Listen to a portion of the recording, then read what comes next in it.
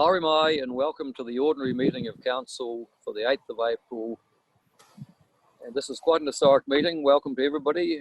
Kia ora. Due to the COVID-19 level 4 requirements, all councillors and staff are attending this meeting remotely via Zoom. The meeting is also being live streamed so people in the community can watch. A lot of work has gone into preparing for this remote meeting, but it is our first one. So I ask you to bear with us. We may not get it completely right this time, but we will learn from it. And on that note, I'd like to welcome anybody who's watching, our staff, journalists and members of the public. Thank you for joining us this morning. Now I'll call for any apologies. I'm not aware of any apologies this morning. Declarations of interest. Nobody has made me aware of any declarations this morning. If anybody has something, you can raise your hand electronically. Not seeing anything, so I'm assuming we haven't. Public forums, petitions and deputations. I'm not aware of any this morning. Now we'll move to item 5, which is the confirmation of minutes. The first one up is the ordinary council meeting of the 26th of February 2020. If there are no alterations, would somebody like to move they be accepted as a true and correct record? And I'll probably need somebody to raise their hand to actually. So it's moved by Bonnie. Seconder for that. I can only see a small number. Can somebody else? I've got David, who I can see. So moved and seconded. I will put that motion. All in favour, say aye. Aye. Again, no, carried. Thank you. Right. The second meeting was the emergency meeting of council on the 24th of March. Now you will have seen the minutes from that meeting. Are there any alterations or corrections? If not, would somebody like to move they be accepted as a true and correct record? Moved by Bonnie, seconded by somebody I can see. Alan Beard, would you like to move that? Yeah, I'll move that. Nickel, Lloyd. So moved and seconded. I will put that. All in favour say aye. Aye. Against, no. Carried. Okay, we'll move to item 6, which is the adoption of committee resolutions. The first up is the Strategy and Policy Committee meeting of the 18th. We'll have all read the meetings. Eric, I'll offer you the opportunity. Do you want to comment on your meeting or would you just like to move? Yeah, I'm just happy to move. I've just got in. I've had a few issues, but yeah, happy to move at this stage. Thank you. Now I see Jeremy has his hand up. Jeremy, would you like to comment? Not getting Jeremy. It's, yeah, unfortunately, I can't see people coming up because I've got. No, don't worry about me. Sorry. So you're okay. Your hand was probably from the last thing. That's fine. So moved by Eric. Do we have a seconder for that motion? Moved by David. All in favour? Aye.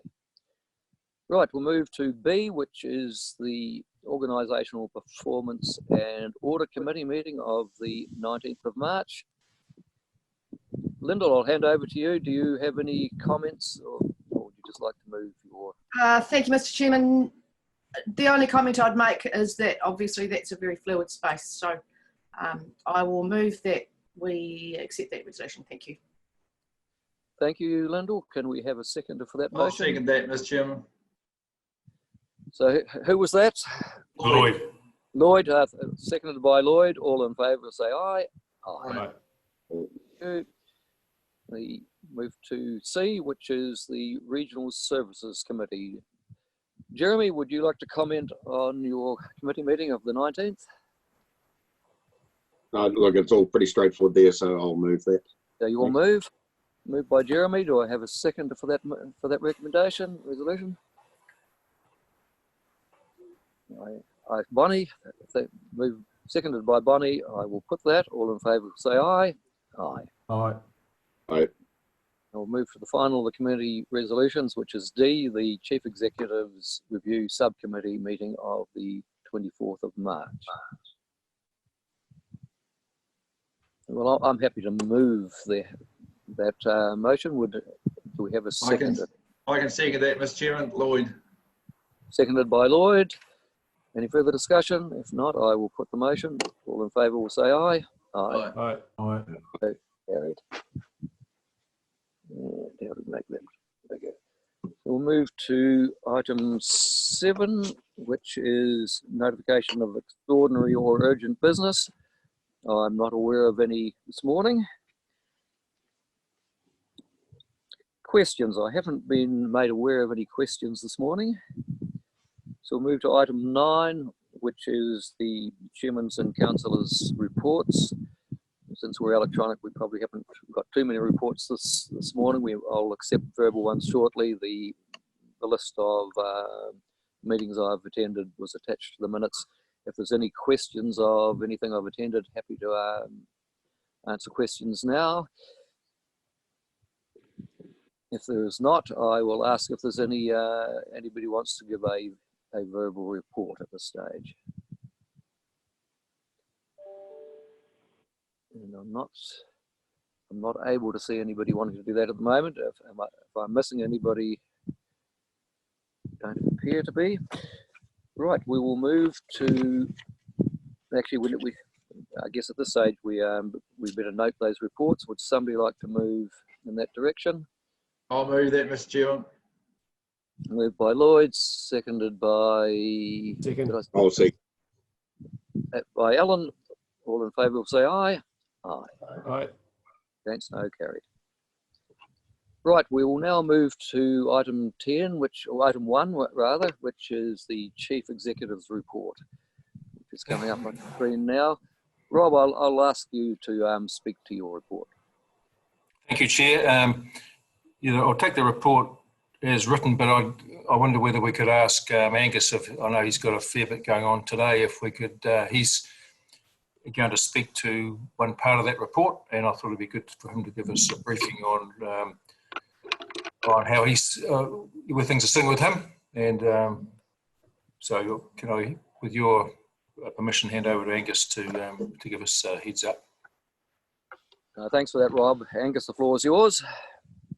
Thanks very much, Mr. Chair. I just thought I'd give you a bit of an update where things stand with us, what the future might look like, and happy to answer any questions. So I think the first thing to note is this is an all-of-government response. It's very different to the flood that we had, where that was very much a regional state of emergency, and we sorted things out down here. So it's very much led by health, and a lot of the powers that are being used are under the Health Act. The Prime Minister also signed an epidemic notice, so that gives her some leeway to change legislation and direct things from a government point of view. And we've also got a national state of emergency, which will keep getting renewed every 7 days for as long as they feel the need. But very much we're the supporting act to the health provisions. And with a national state of emergency, I take my direction from the National Controller. So that's Sarah Stewart-Black, who's been on TV at lunchtimes most days. So the direction from the National Controller is for me to coordinate the response in Southland in support of health. So we do take a lot of lead from health, and we have to be careful that we follow their key messages and their direction in where we go with a lot of things. So it does limit the freedom of action that we had, for example, in the floods. So the other direction we've had is that our coordination centre at the back of Environment Southland is open 7 days a week, and that we opened up an 0800 helpline for welfare requests. So the coordination centre, again, it's very different to the floods where we had probably 70 people in there every day. We're running on a real skeleton staff. We're trying to make the most use of remote working. And we've split our staff up into 2 shifts. So we work 4 days on, 4 days off. And those 2 shifts are completely isolated from each other. So if we do have somebody does get COVID, we can isolate that bubble, and we've still got some people who can come in and do the job. So health and safety and social distancing and all that new way of living are all part of how we're having to work in the coordination centre. what I'm trying to do is, although we are following the lead from health, every day we put out our situation report. I give an update to the mayors, CEs, some of the local MPs around some of the issues we might be facing locally. And we also put out a stakeholder update at the end of the day. So hopefully you're getting at least one of those pieces of information every day. We've also got the Facebook page and the website where we're trying to keep updated. The 0800 number, we had to set that up pretty quickly. It was a direction to get it done sort of like by 7 o'clock the next morning. So far, we've not had great demand. We've probably been getting about 20 calls a day. And some of them are quite easy. We just provide information or point the person in the right place. But some of them are becoming slightly more complicated. So people have, you know, challenging domestic circumstances at the best of times. And then if we throw in the lockdown or actually people with COVID-19, there's some real complex welfare cases that we're dealing through at the moment. Yesterday we had a real spike in the number of calls, and we realised that MSD, Ministry for Social Development, have started ringing around everybody over 70. So in the southern MSD region, which is from just below Christchurch down, I think there's something like 8,500 over 70s that they're ringing, and if they can't get through or they're having difficulty making that contact, they just started referring all those calls through to our 0800 number. So yesterday afternoon we got swamped really with something that we didn't really need, and we've escalated that up to try and get that situation resolved. As well as us doing our work, we, you know, in the floods we had such a great community response. We had all those community hubs opened up and halls, and you know, local people were looking after local people. We're still seeing that again in this response, but we're not seeing people in the physical locations. So, for example, you saw probably in the news the other day, Ojai Nightcaps. Their local community have got those red and green stickers in the window, and if you need help, you get the red one and someone will give you a ring. The same in Tiana, we've got the local community board there leading the way there, using the local food bank and providing food and household goods for people. And Civil Defence's role is to make sure that those food banks have got enough food, and the direction from Central is that we will pay for all that and we will cost recover from government. So at the moment, they've opened up that 100% cost recovery for welfare needs, and that includes pretty much anybody who's affected by this lockdown, which is really great. Great South have done an awesome job. They're all working remotely. They helped us at the start dealing with all the freedom campers and tourists, and we managed to resolve a lot of those issues really early on. They've also been ringing around all the businesses and trying to get a feel for what the feeling is in the community, the business community, and where people are moving forward. And I think that's been really challenging for Great South to make those phone calls at the moment. So we're kind of in a bit of a holding pattern at the moment. We're kind of waiting for people to ring, and we're ready to provide assistance. We've got systems in place all around that. We've just reappointed Ken Sweeney as the group recovery manager. So Ken was just on the wind down from the floods, and now he's back in looking at how we can recover from that COVID-19 position. So some of the kind of urgent things, government wants to know what large infrastructure projects councils could be moving into to try and get the recovery going. And also Ken's looking at what the consequences for Southland are. So looking at a matrix of what are the issues and how do we tackle them as we move forward. We're kind of halfway through this level 4 lockdown. It's a decision for government whether we need to stay in it or not for longer, or if we move out of it, when we might move back into it if we need to. So, you know, we're all hoping that 4 weeks will be enough, but it may not be. And the way these epidemics progress, it might be that in a month's time we have another spike, and it might be a need for some more lockdown restrictions. But you know, that, as I say, that will be directed by central government. And I guess also, even if we might move out of level 4 to level 3, the border restrictions will still stay in place for a long time to come. So even if we might resume some normality domestically, we might still not be having any international travel. So we're certainly planning for keeping our operation going for, I'd say, at least 6 months. And that's, you know, this is completely different to that sudden urgent emergency that we respond to for a couple of weeks and then go back to our day jobs. This has just changed everything for us. So on that note, I think that's pretty much everything I've got, but I'm more than happy to take any questions, Mr. Chair. Thanks for that, Angus, and it's great to get an update. You spoke to the Mural Forum last week, and I thought that was very useful. So really good you could come on and share that with council, but actually also to a wider audience. You guys are doing a fantastic job, and I guess my one question is, at that length of time, are you worried about keeping enough staff to man the operation? So I think we're all in a new and kind of exciting place working remotely, as we can see from this council meeting, and getting the right the right staff and the right numbers of staff who can come in and work with us. You know, we're finding a lot of people are happy to work remotely, but may have you know, vulnerable relatives that are in their bubble, so they can't come in and work with us in the operations centre. So it's a real it's been a bit of a challenge, but at the moment we're working with that much reduced staff. We've got a good skeleton team in there, and we're making progress that we can keep this going for a while.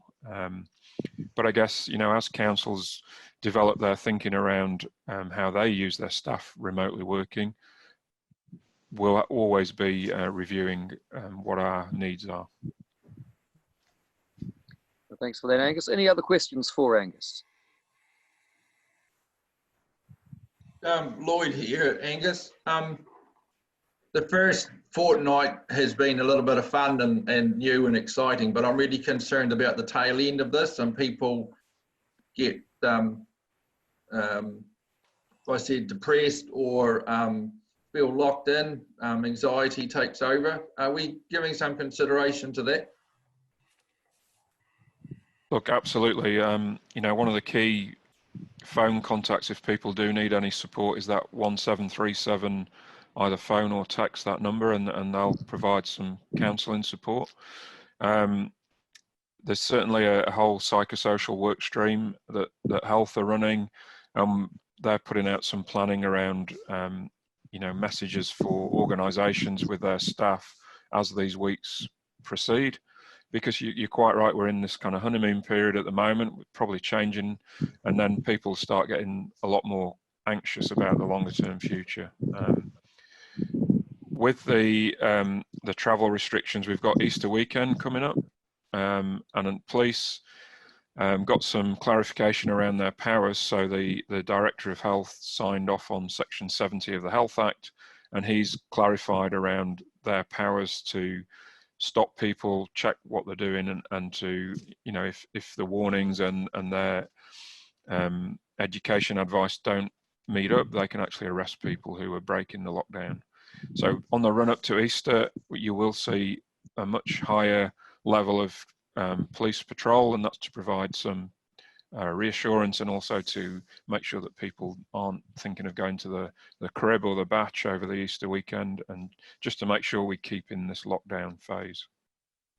Through you, Mr. Chair, it's Peter here, Angus. I think just to follow up to Lloyd's question is that the challenge, I believe, will be when good news starts to come through about New Zealand's cases and people lose that discipline. I think that's probably going to be the challenge in the next couple of weeks. Yeah, and I think we're not over this by a long way. You know, as I said, we've got some real complicated welfare cases at the moment, and they just highlight to me the real need for us to keep on with this lockdown, because, you know, we've got a few at the moment, and I'd hate to think if we ended up with dozens or lots of cases, because it's hard enough just dealing with one or two. But I just should say as well, the 0800 number is 0800 890 127, And if anybody does have any welfare needs, they need some shopping, they need pointed in the right direction, please give us a ring and we'll do our best to help you out. Any further questions for Angus? Yeah, thanks, Chair. So shall I move into my report? Eric here. I didn't realise I was muted. Can I just make a comment? Yeah, you go, Eric. Yeah, right. Look, welfare of particularly farmers. The works are processing 50% less of lamb, 30% of beef, and we just need an outbreak to occur in one of the two works in Southland. We're going to have significant issues of just management of people who are under stress on farm. And there was an article in the Southland Times this week about the pressures coming on in winter.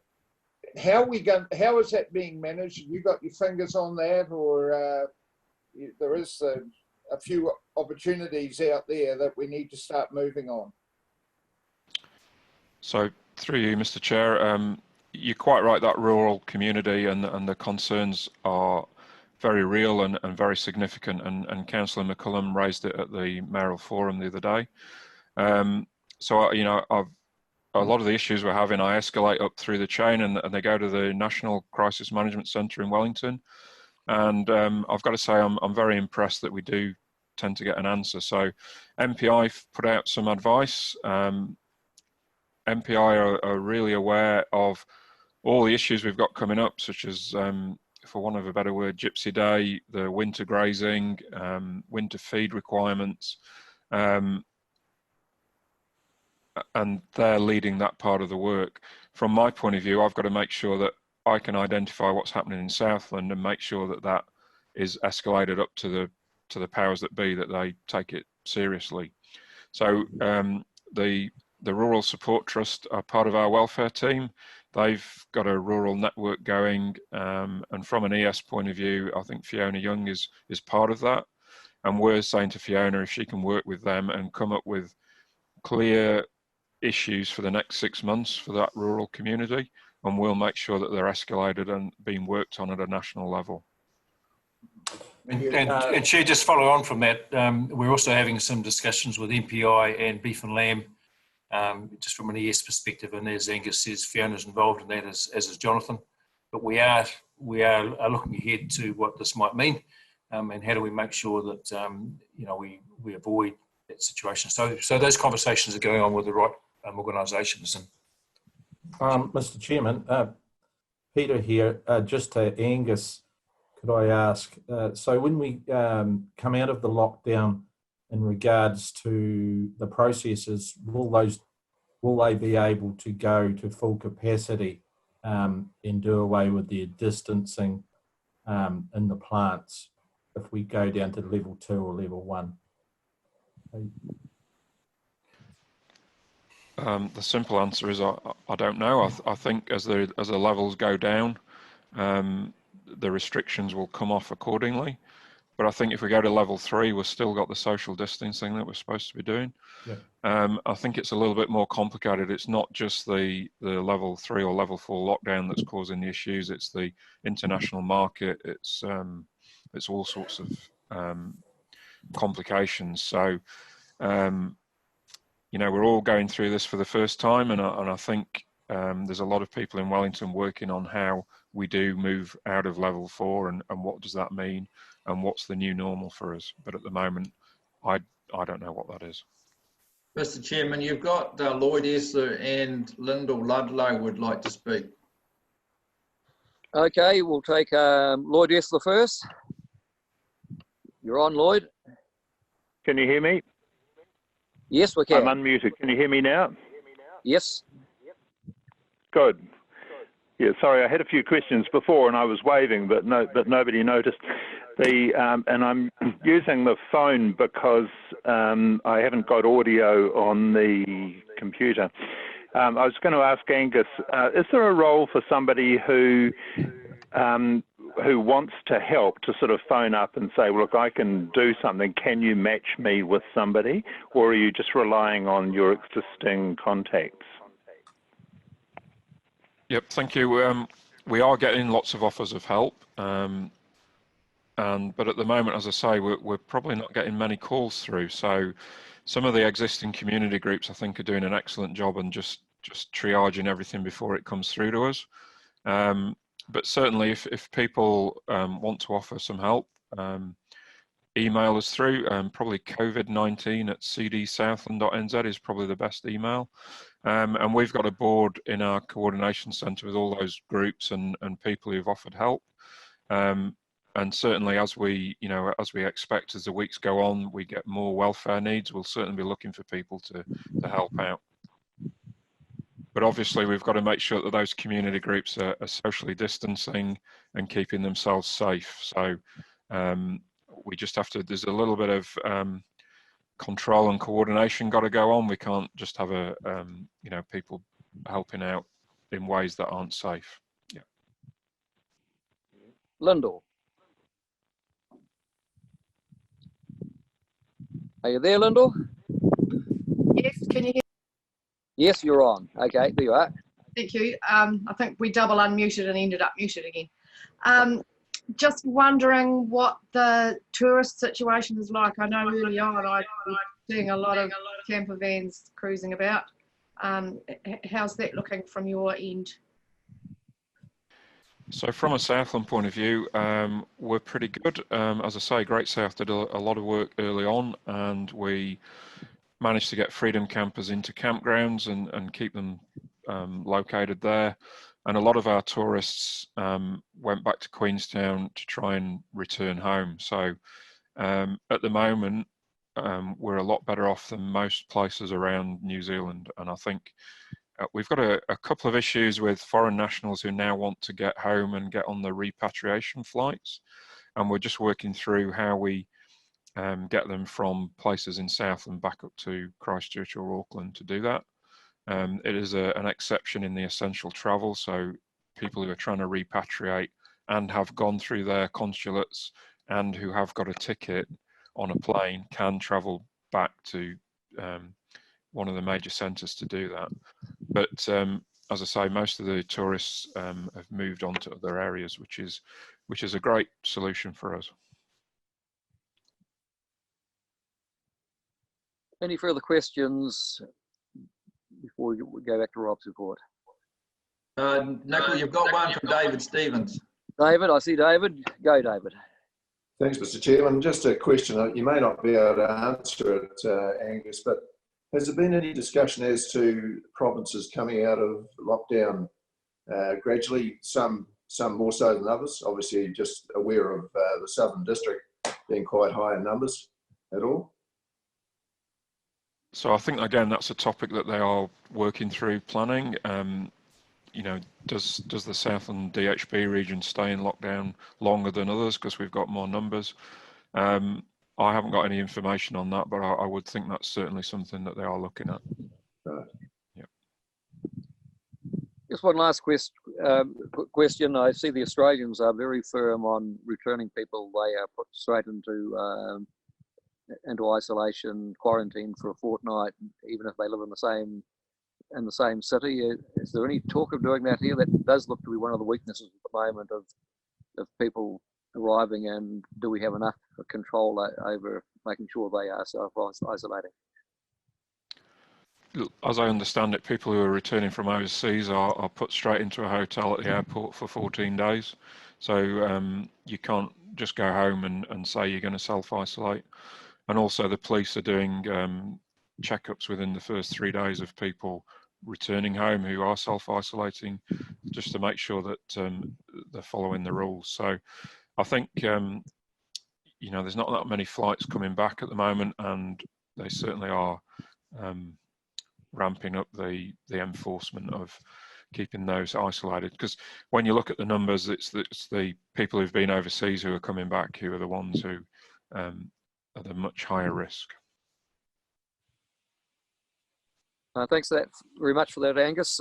If there's no further questions for Angus, we'll go back to Rob to his report. Thanks very much for coming in. Really appreciate it. Angus, thanks. Thanks very much, Mr. Chair. Thank you. Okay, thanks, Chair. well, if my report paints a picture, I guess, of the work going on in the place, you can see just, you know, that in areas like consents and in planning, it continues. There's a significant workload in consents, and some reasonably big ones, applications coming through, and the planning work continues. And a number of the other areas of the business are also able to operate remotely. Corporate, you would have seen the IT stats there, I think, in terms of testing our capacity with a number of people online and using our systems. We're pleased how that's working. And we also, picking up some of the points Angus raised, we are working hard at our roster. So just to make sure we can both support EMS, but also make sure that our critical parts of our business continue. So we're doing, as I've touched on before, our incident management team is now looking at managing that interface around the virus and the organisation, and starting to do the planning for what happens post lockdown and what that looks like. We're not sure as to if we'll be in a different stage to the rest of the country. We'll have to see how that pans out, and those are Wellington decisions. But we need to do the planning just to see how that's going to all work. Not sure there's anything else. Are there any questions around the report? Any questions for Rob? Yeah, I've got a question, Mr. Chair. Okay, Peter, you're on. Thank you. Rob, I see under consents, just at the bottom, you've got further comments, and you talked about, it's written Ngaitahu Seafood Resources, an application for 2,500 hectares. So that's just over 6,000 acres.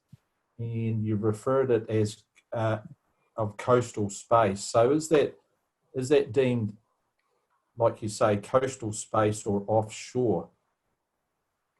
It's coastal space. Okay. Is there any other applications pending for any other space? Look, there's a lot of interest in aquaculture, as you know. So yeah, we'll keep you updated as we get as they come through the door. Thank you. Any further questions on Rob's report? If there's none, Mr. Chairman, I'll move the report. Thank you, Lloyd. Moved by Lloyd. A seconder. I can see Bonnie. Thank you, Bonnie. Seconded by Bonnie. If there's no further comment, I will put that motion. All in favour will say aye. Aye. Aye. Aye. Against no. So I see a lot of hands, so that's all good. Right, we will move on to item 2, which is the Southland Flood Control and Drainage Management Bylaw 2020, which is on page 51 of the staff report. And I'll invite staff to comment on it. I think Gavin Gild is going to lead this, Chair. Is that right, Gavin? Are you going to take us through this? And maybe with Paddy's assistance, I'm not sure. Who's the key staff member? My understanding, Gavin is. Okay, welcome. Are you there, Gavin?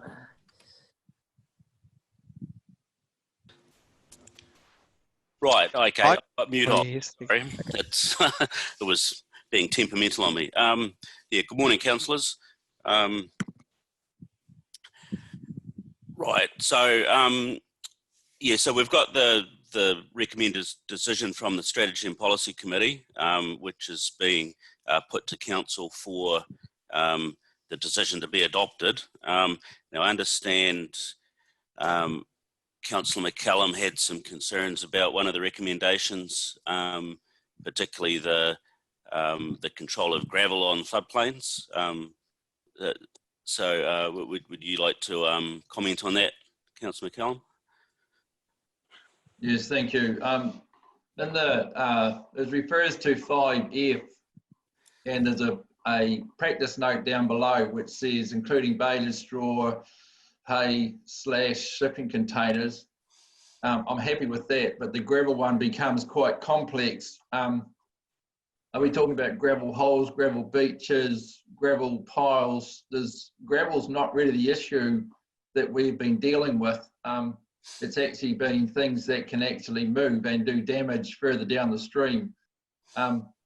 Most gravel is stockpiled on high ground, and even if it had a foot of water around it, that's not going to make a lot of difference, but a bale of baleage would chip. So for clarity and simplicity, I'm wondering whether we should actually move and gravel from that appendix note, and that doesn't change anything, but I think it would be very difficult for us to actually implement that. So I've suggested to Gavin that that doesn't really add value, and maybe we should actually remove those two words. Yeah, thank you, Councillor McCallum. Sorry, through you, Mr. Chair. So we're looking at the bottom of page 58 on the agenda. So you'll see at the bottom of the page is 2 footnotes referring to items which the storage of is controlled on the floodplains, and you'll see footnote 1. We're looking at things like baleage, and we've included gravel at this stage. So. I also note here that, just as Councillor McCallum notes, removing the gravel from the footnote would not necessarily remove the requirement not to store gravel in the floodplain there. Those are just listed as examples of items that have caused problems historically. Now I'm seeing a number of people. Bonnie, Ellen and Neville, were you indicating you wanting to speak? Or you weren't? No, that's okay. I know there was a couple of things that David had raised, which, and I guess we've got, yeah, we'll get Paddy to perhaps comment on those. Welcome, Paddy. Good morning, everybody. Yes, I emailed David with some slight changes, or one change to one of the items that he brought up, and you felt very happy with those, David, those changes? Yeah, no, that's good, Paddy. It's you know, it's I was just a bit concerned about, as you gather, but concerned about things that have been fencing in particular, and riparian plantings, which had been done between 2010 and 2020, just where it stood as far as in the council's eyes, as far as whether they would have to be removed or not. So no, I'm very pleased with the changes that have taken place under that 8.4. Yeah, well, 8.4, that was already in there, that it's anything constructed after the date at which this bylaw becomes operative. Yeah, no, I was just a little, yes, yeah, no, I was just a little confused with that. And the other one was the 7.1, just regards to pretty much machinery, but no, you've pointed that out, and no, I'm happy with that. Yeah, no, thank you. Eric here, Nicole. Go, Eric. One of the key issues that we were confronted with was just principally baleage, but did note there were other, I think the term we used was positive buoyancy issues that occur, and so that's what the footnote principally covered. We did receive a submission from the eel fishers who didn't, as the flood plan initially situated, gave a confusing message about whether they could put nets in the water, and that's why that provision is there. Please clarify, for the purposes of the record with David and Paddy, whether the changes you're talking about occurred offline or are already reflected in the agenda paper? There was a couple of bits in yellow that Paddy highlighted. Now perhaps Paddy can tell us whether they are additions or whether he was just highlighting the pertinent pieces. So there was the words on 7.1, that is likely, was that is there before?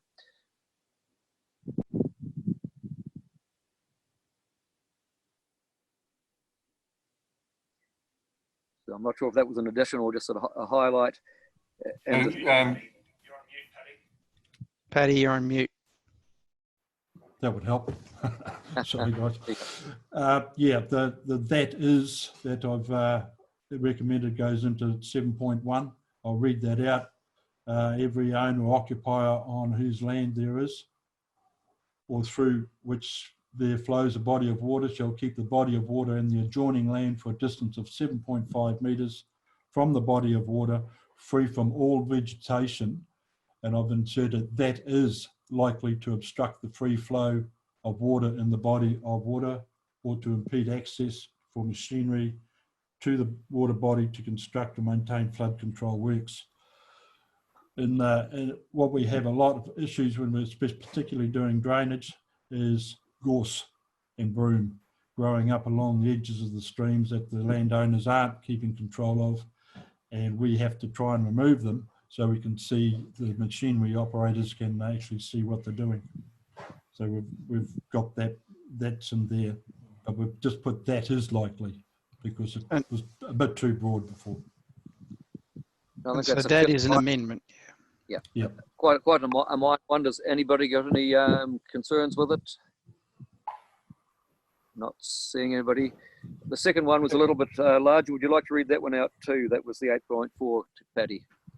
Yes, that was actually just highlighting that we've Councillor Stevens was concerned about riparian works that was had already been put in the floodways or in the waterways, and anything like that. We've usually worked in the laws section to look at recommended guidelines on that. And he was concerned that the historic stuff might be able to be pulled out, but it was just highlighting that we've got the council or any officer or agent of the council may remove or alter any works or anything constructed after the date at which this bylaw becomes operative. So that sort of definitely states not historic stuff at this stage. And so that's not an amendment, that's just a clarification. That's just a clarification. Great. Yes. Thank you. Any comments on that one? So that was clearly constructed after, which was just clarifying it. They both seem to be reasonably minor amendments of clarification. If there's no further comments, I'm happy to move that the report be adopted. Councillor Esler and Councillor Beard are both wanting to speak. Okay, cool. Okay, well, I'll take that motion, but I will now call on Lloyd to speak.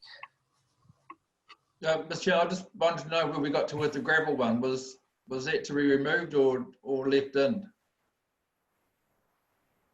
That we remove and gravel from the end of that list.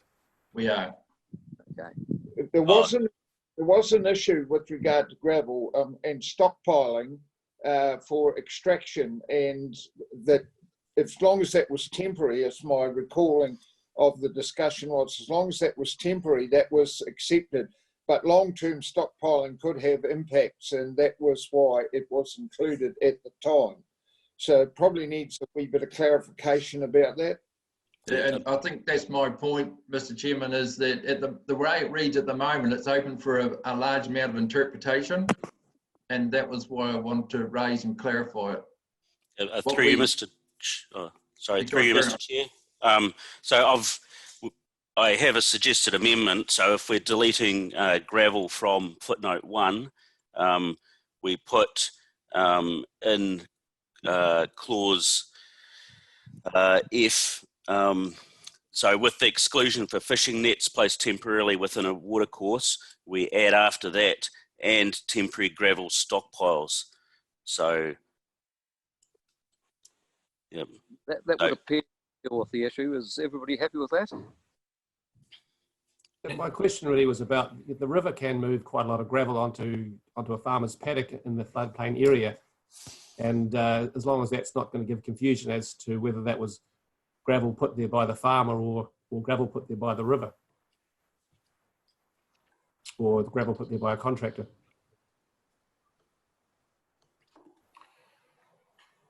I suggest we'd need to maybe just put a wee definition there somewhere so everyone's quite clear on what this is, what is and isn't, and what does temporary mean. you know, so we don't end up with a problem down the track in terms of implementation. So, you know, some sort of simple definition that I'm sure between Gavin and Patty they can come up with. This is gravel that's been stored for a period of such and such to enable, and doesn't include any gravel deposited by floods, something along those lines, without trying to do it now. I think the word extraction was in there somewhere, gravel for extraction. Maybe we could reinsert that if it's not there. Certainly, if it's flood gravel, it's a bit different, and and most farmers are going to take it away anyway because it's not going to be very handy in a big heap. I feel, Mr. Chairman, that we should have a time limit on temporary. Yeah. You know, Right. There could be a big argument on that one. Yes, because somebody might say 12 months. So you're right, but I'm conscious that some of those contractors are operating within that floodplain, and they probably do need some flexibility to be able to crush it or whatever and move. So as long as but I think that's wise to actually come up with a definition of what temporary is. Yeah. Do you have a suggestion for what that might be, so we can get a feel from council as to whether or not what we believe is temporary is consistent with the council's opinion? Can I just suggest that we sort that out offline, because remember, gravel operators and all those people are all consented. There's a whole framework around that. So we just need to be conscious of the detail to which we're litigating some of these aspects. So we can advise council on that in the context of actual how operations are undertaken and people are under their consents operating to remove gravel. Yeah, through you, Mr. Chair. So the provisions of the air plan take effect if it's more than 20,000 cube, so of storage. So yeah, so if it's less than that, it's generally an unconsented. Well, sorry, it would often require consent from the district councils if it exceeded their permitted activity criteria. But it wouldn't be consented from us if it was less than 20,000 cube. So. Just Nicole, just for your information, I think Lloyd Esler still wanted to say something. Okay, Lloyd Esler, you're on. Are you there, Lloyd? You might have to unmute yourself. No, we've got the wrong Lloyd, I think. Yeah. Is Lloyd Esler there? No, he's talking, but you can't hear him, Mr. Chairman. He's got no sound. Lloyd Esler, if you can hear me, can you push the mute? You're muted. Probably at the top of your screen, you need to push the thing so we can hear you. He's not muted. He just has no sound. Oh, he has no sound. Okay, so that is an issue. What he could do perhaps is to get on his cell phone and just come in on voice. He could write his question in the chat if he's able. Are you hearing that, Lloyd? It's unfortunately, there are a few technical. We're learning as we go on some of this. I'll try and ring him, Mr. Chairman. Okay, no, you do that. That'll be good. Right, yeah, just going back to the comments about consents. What we're talking about here, I guess, is permitted activities, and I'm assuming from what Jono said before that if you've got a gravel extraction company who have a consented activity, that they may have specific provisions within their consent. Can you comment on that, Jono? Yeah, so all I'm trying to say is that the concept around what we're dealing with is relatively, as Gavin pointed out, relatively small amounts of gravel stored for temporary periods. We can provide you with an envelope that works. We don't need to define that specifically today. Any major, piling up of gravel in the floodplain and that was all done through a consenting process. So both either territorial authorities or through us. So and remember this bylaw is about protecting the stop banks and distance from the stop banks, and and then some particular matters which accumulate in the floodplain, namely the baleage and those other things. So I don't think it prevents people removing gravel if it comes from a flood event, and I think we can address the concept of temporary storing pretty easily by Gavin and the team providing just some wording around that rather than us litigating it here today. No, thanks for that.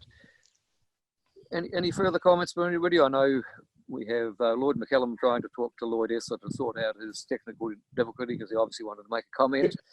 Chair, if gravel extraction is fully covered in a consenting process, it might be easier just to delete it from what we've got in the floodplain.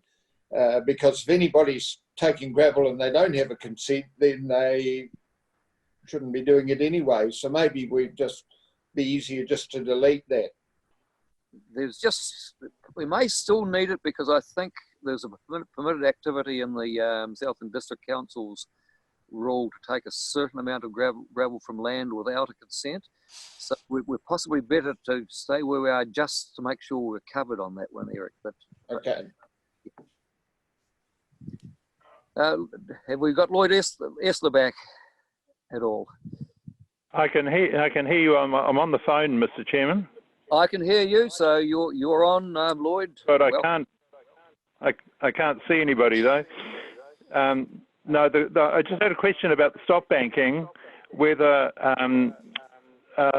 because if you've got 7.5 meters or something from the edge of the river, can you have the stop bank included in that, and then maybe some of the 7.5 meters outside? Is there a standard distance from the stream for the stop bank to go? Through you, Mr. Chair, the 7.5 meters is protection from the stop bank. We like to have that distance from the landward side of the stop bank and the river side of the stop bank to protect its foundations. Some areas the river is closer than that, but also some areas is a lot further away. But we're actually looking at protecting the foundations and the stop bank itself by having that distance through both sides.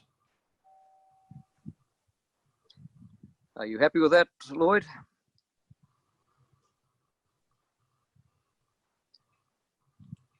Are you there, Lloyd Esler? We can see the phone icon, but I can't hear you. Now we seem to have lost him again. Well, I think that makes sense, actually. Certainly we need to protect the integrity of our stock banks. And is everybody comfortable with that 7.5?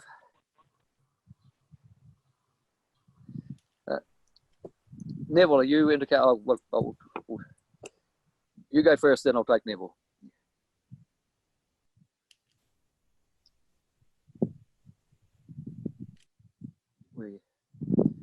We have a staff member looking a bit confused.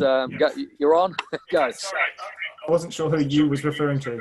Okay, right, sorry. I would just like to make the suggestion at this point that there's enough changes being discussed that it might be prudent to bring this back to council at a future meeting.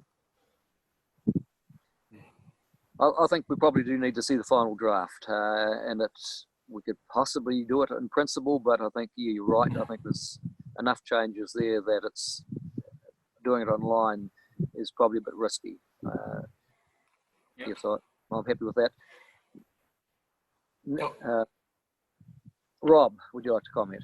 Yes, I agree. I think let's sort of take on your feedback, and then we'll incorporate and bring back to you for final approval. So that's good. And I think Neville, you were indicating you wanted to speak before.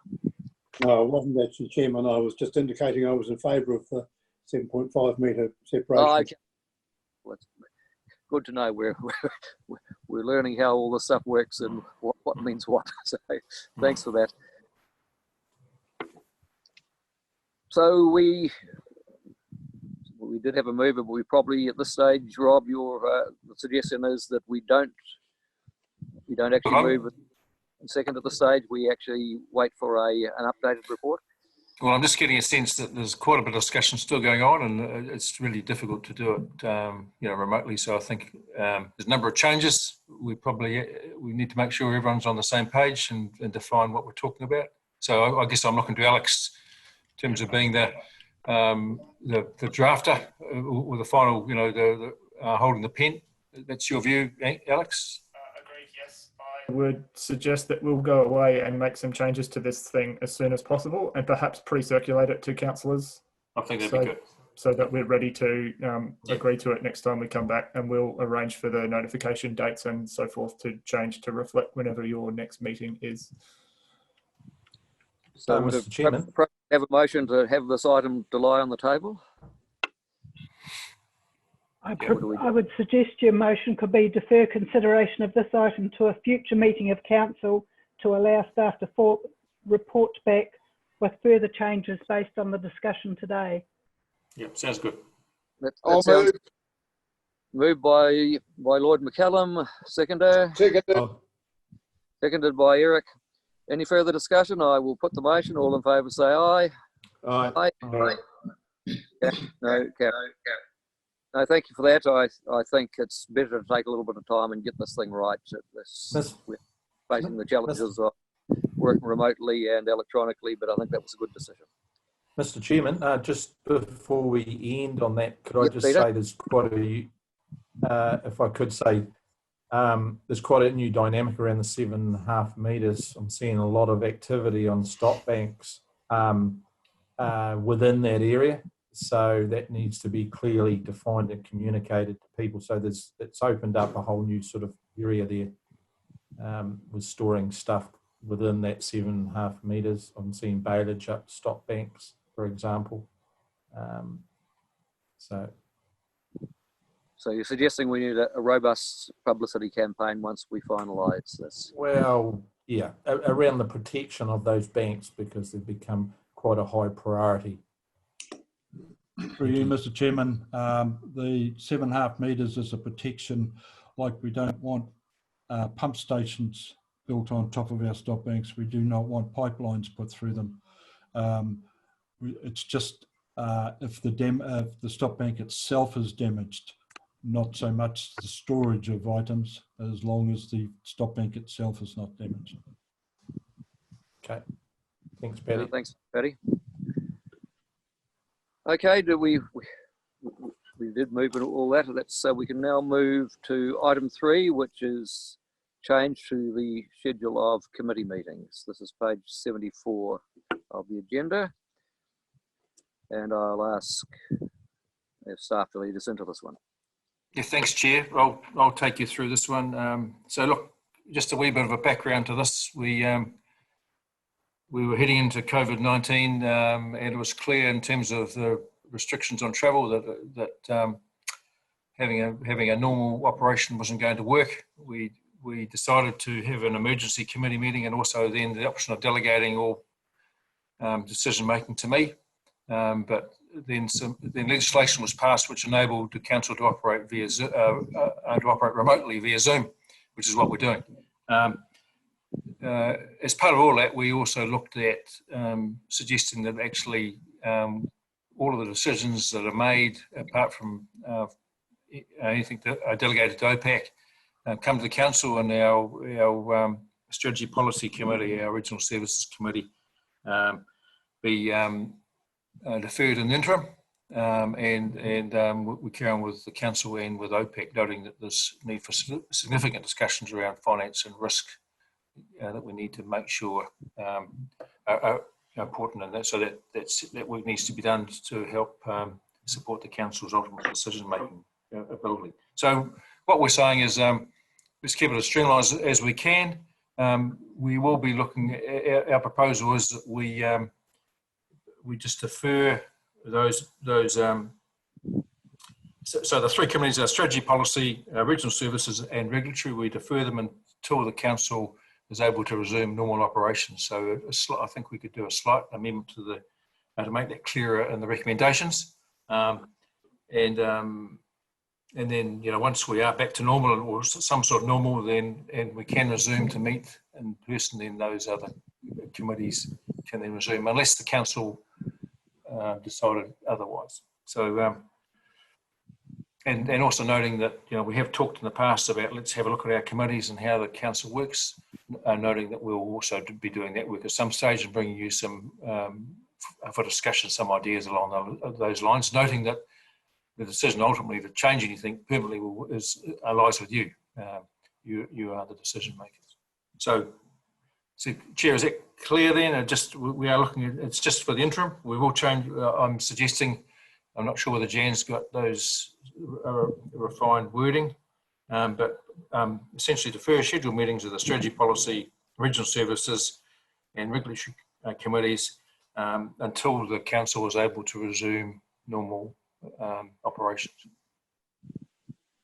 I think that wording sounds a bit clearer, but I'll ask for comment if Jan may be able to put up the wording before we vote on it. So that was recommendation 2, but any comments at this stage? Eric here, Nicol. Your point of clarification. So if an urgent matter was to arise that was pertinent to those committees, is that a delegated responsibility now to OPAC, or does the meeting reconvene, or what happens? We're living in very unusual times, that I wouldn't like us to hamstring ourselves if there was something that needed to be dealt with that's within the purview of one of those committees. So at this stage, the suggestion is it comes to the council, and yeah. Okay, just a point of clarification. Mm-hmm. But also noting, I guess the other thing just to note is that there will be some matters that we want to brief you on that are relevant, that would normally go to those committees. So we're looking at having regular briefing sessions, briefing/workshop sessions, where we bring those matters that don't require a decision. They can come to you via briefing. And I'm assuming if there was a significant matter that would have gone to one of those committees, that there would be communication with the chair before it came up, just so that they are aware and can have. Yes, that's right. That's my expectation. Mr. Chair, if I could just ask Rob, would normal activities for the council be at level 2 and back to level 1, as opposed to level 3 in lockdown? Look, so level 3 is still significant restrictions on meeting, and probably on movement. But I guess we'll have to see, because I'm sure what's required under those levels will be refined. And so I would, someone might have the speaker on at the moment, but I'd be suggesting that that's why I'm saying we don't have the recommendation relating to levels, but we have it related to when council can resume its normal operations. And that'll be defined. That'll sit under, well, let's see what the requirements are. Yeah, no, that's really good. Thanks for that, Rob. I guess there's just could be a little bit of concern because as we see moving forward, things may be fast paced and we want to be able to react to that, and the council wants to be part of those discussions from the outset. Yeah, and look, thank you, through your chair, that's why I think it's really important we have regular briefings on issues that are arising, you know, so that everyone is in the loop and informed on these, on anything coming over our desks. That's going to be important for have implications for the council. We do live in extraordinary times at the moment, so we are looking at how do we streamline our decision-making process. And I guess we can at any council meeting have another resolution if the need arises to change from that. But that is reasonably open-ended and flexible, I think, what's been suggested. So I'm reasonably comfortable. Any further? Neville Cook. Neville Cook. Yeah, thank you, Chairman. Thank you, Chairman. Between committee meetings, I've tended to have some interaction with the managers of consents and just compliance rather, but they're involved also in emergency management, or the manager of compliance has. What sort of relationship should we be having with those managers going forward until we get back to normal business? I don't want to bother them if they're totally snowed under, but I suspect that they may not be able to fulfil completely their functions working remotely either. So through your chair, good question, and I guess I'm encouraging my GMs with those relevant responsibilities to be checking in with the committee chairs, just to make sure there's nothing that we're missing, anything that's coming to them. So I'd be expecting Vin Smith, for example, to be talking to you, Neville, and then there might be a follow-up conversation with one of the managers. But essentially, I'm keen for the GMs to be stepping into space of that direct contact, and then there might be further down the track if it's needed. Any further questions or comments? Mr. Chairman, could I just ask for clarification if you, as chairman, are going to be notified by the CEO on some issues regarding with reference to any of those committees? I presume you could quite easily pass on those messages to the councillors. Yeah, I think definitely, and if there's something significant and it pertains to a various chairmanship, they should also be in the loop. And so it's just we're going to have to learn how to do some of the stuff a bit more remotely and electronically. But I think a good point. It's trying to keep everybody in the loop is going to be the important thing with less meetings. Yeah. Thank you. So Chair, could I ask Jan if she's got the words that I spoke before, just to make sure everyone's clear what that change the recommendation, what that wording ends up as. Jan, have you got that? Yep, the resolution would read that Council 1, note the report, 2, defer scheduled meetings of the Strategy and Policy Committee, Regional Services Committee and Regulatory Committee until such time as Council returns to its normal mode of operation. 3, note the retention of the OPAC meeting is currently scheduled, but that its meeting cycle may change. 4, confirm Council will continue to meet on a 6-weekly meeting cycle. 5, note that as the country transitions out of the pandemic response, priority will be given to reviewing the committee structure of Council, including reviewing the interim operating style and the advantages and disadvantages of adopting this interim approach with a view to having a revised approach for the 2021 calendar year. Everybody clear on that? Any comments or concerns about any of those recommendations? And Chair, can I also note that if there is to be any change, that would need to be driven for, you would need to drive that. We might put up some ideas, but actually ultimate decision making rests with you, obviously. Yes, no, that's good. That would be a governance decision. That's excellent. Any further comments on any of those recommendations? Lyndall here, Chair. Go, Lyndall. Conversation right back to the beginning, but is the 6-week cycle for council meetings going to be sufficient if we are going to be agile for any rapid changes, seeing as there'll be no committee meetings in between? So, Chair, can I ask through your chair? Yeah, look, if we need to have a special meeting, we can have a special meeting. So there's nothing stopping us to saying, hey, something crops up, we need a decision.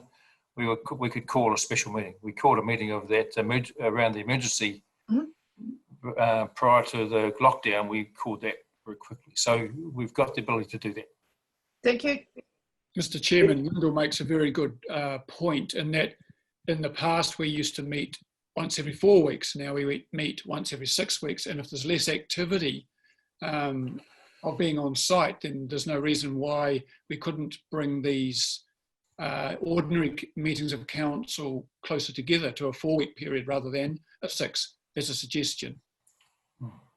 Eric, Chair, I was going to suggest that we have a caucus in 3 weeks in the intervening part, so that we're just kept in touch with what's actually happening, and maybe it's just half an hour or an hour, but something that we could just do and keep us all singing off the same song sheet, because there are issues that we have to respond to our constituents and various things at various times. Just a suggestion.